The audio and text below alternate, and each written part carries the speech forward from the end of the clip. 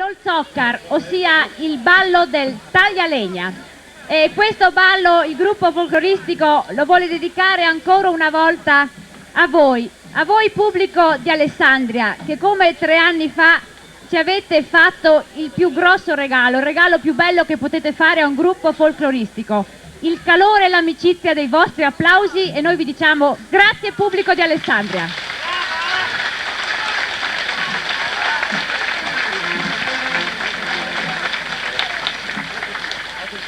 Ed ecco allora voi il ballo. Si rappresenta con questo ballo il lavoro di noi gente di montagna, il lavoro del bosco e il lavoro del legno, che è la nostra prevalente risorsa economica. Naturalmente l'Olzokkar è anche il simbolo del nostro gruppo.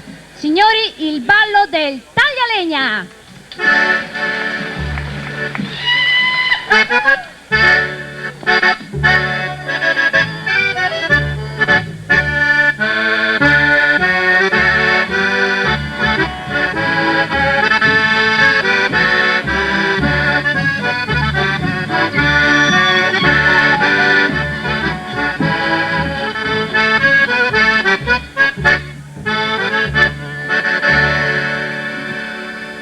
Durante il ballo vedrete anche all'opera 2 simpaticissimi arrotini. State un po' a vedere.